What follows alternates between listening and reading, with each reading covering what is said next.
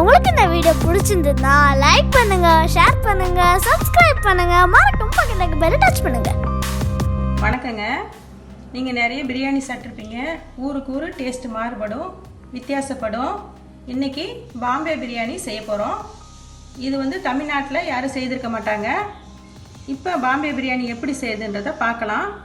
அதுக்கு தேவையான பொருட்கள்: 1/2 கிலோ சிக்கன் வாங்கி இந்த மாதிரி கழுவி வச்சுக்கோங்க சுத்தமாக. அடுத்ததாக மீடியம் சைஸ் வெங்காயம் 4 வெங்காயம் நீல வாக்கில் கட் பண்ணி வச்சுக்கோங்க.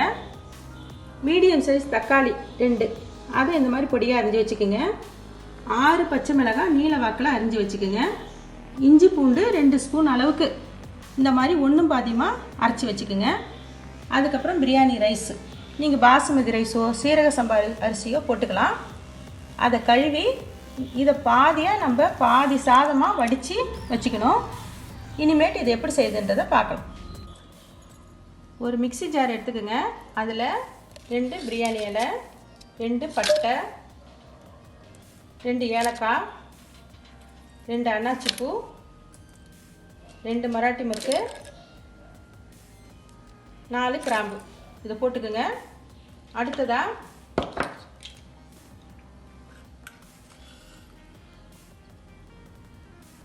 ஒரு ஸ்பூன் சோம்பு, 1 ஸ்பூன் சீரகம், கொஞ்சமாக இஞ்சி பூண்டு பேஸ்ட்டு. இதை நம்ம தயிர் போட்டு அரைச்சிக்குவோம். 1 கப்பு தயிர். இதை நல்லா அரைச்சிக்க போகிறோம். அடுத்ததாக இந்த சிக்கனில் 1 ஸ்பூன் காஷ்மீரி சில்லி,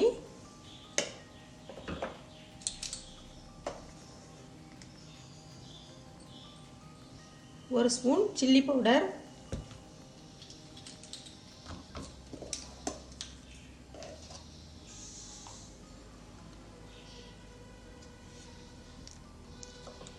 1/2 ஸ்பூன் மஞ்சத்தூள், அரைச்சி வச்ச இந்த தயிர் இதை இதில் நம்ம நல்லா கலந்துக்குவோம்.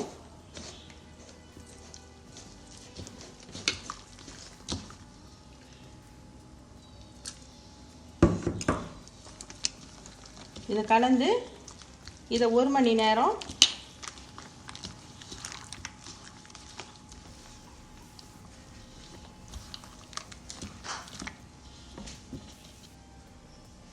இதுக்கு தேவையான அளவு உப்பு போட்டு நல்லா கலந்து இதை 1 மணி நேரத்துக்கு ஃப்ரீசரில் வச்சுருவோம். அப்போ தான் இது இது சாயம், கலரு, காரம் எல்லாம் ஏறி கொஞ்சம் நல்லாயிருக்கும். பாருங்கள், சாதத்தை இந்த மாதிரி பாதி வேக்காடாக நம்ம வடித்து வச்சுக்குவோம்.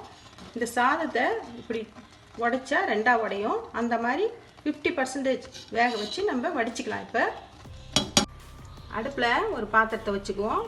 இது பிரியாணி குண்டான். இது இந்த மாதிரி அகலமாக பாத்திரத்தை வச்சு இதில் நெய்யும் கொஞ்சம் எண்ணெயும் விட்டுருக்குறோம். இதில் 2 பிரிஞ்சி இலை, 2 பட்டை, 2 அன்னாச்சிப்பூ, 2 மராட்டி மொக்கு, 4 கிராம்பு. இது நல்லா பொரியட்டும்.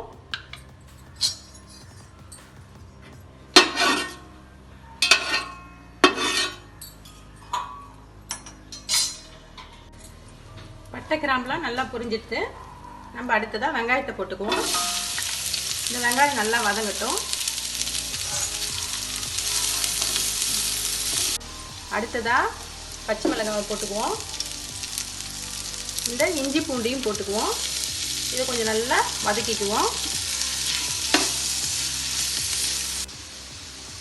இப்போ இதில் கொஞ்சமாக கல்பாசி, 1 பிஞ்ச் ஜாதிக்காய் பவுடர் இதையும் போட்டு கொஞ்சம் நல்லா வதக்கிக்குவோம். இஞ்சி பூண்டும் பச்சை மிளகாய் வாசனையும் போயிட்டு அடுத்ததாக நம்ம கறியை போட்டுக்குவோம்.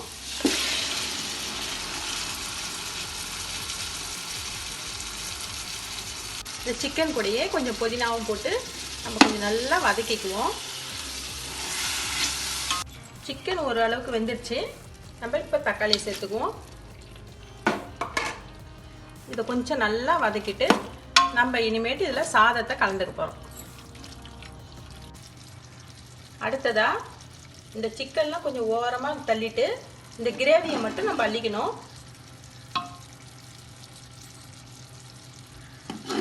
நம்ம எல்லா கிரேவியும் அள்ளிக்குவோம்.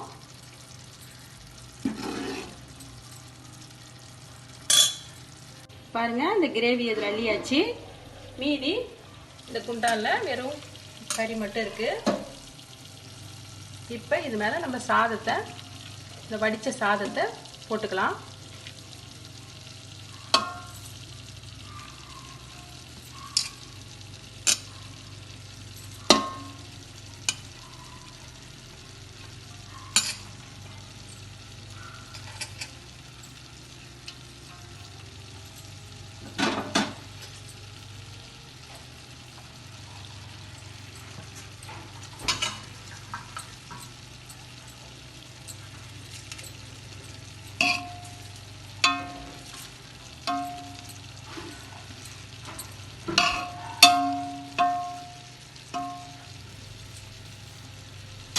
அதுக்கப்புறம் கொஞ்சமாக மல்லி, கொஞ்சம் புதினா, அதுக்கு மேலே இந்த கிரேவியை நம்ம பாதியை ஊற்றிக்குவோம்.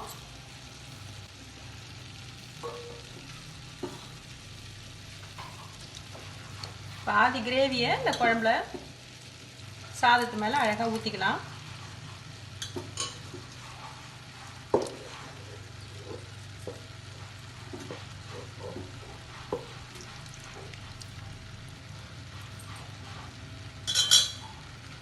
மீதி சாதம், பாதி சாதத்தை அதுக்கு மேலே நம்ம போட்டுக்குவோம்.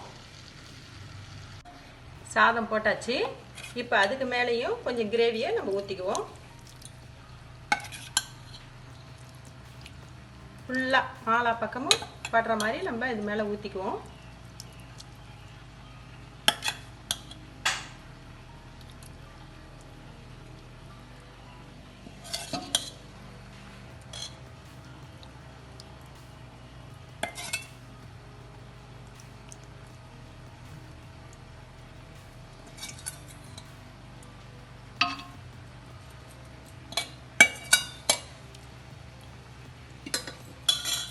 அதுக்கப்புறமா இதை நல்லா போட்டு டைட்டாக மூடி இதுக்கு மேலே கொஞ்சம் வெயிட்டாக இருக்கிறதுக்காக கொஞ்சம் தண்ணியை பிடிச்சி இது மேலே வச்சுருவோம். இது ஒரு 20 நிமிஷம் சிம்மில் வச்சே வேகட்டும். அதுக்கப்புறமா நம்ம ஆஃப் பண்ணி 15 நிமிஷம் கழித்து ஆறுன ஏற்பாடு நம்ம ஓப்பன் பண்ணணும். இப்போ நல்லா ஆறிடுச்சு. நம்ம திறப்போம்.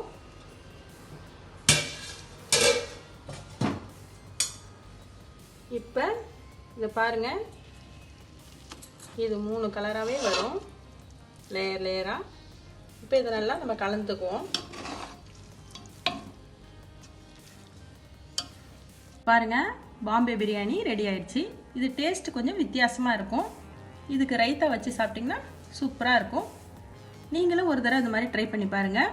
மீண்டும் சுவையான, சுலபமான, ஆரோக்கியமான சமையலோடு உங்களை நான் சந்திக்கிறேன். நன்றி, வணக்கம்.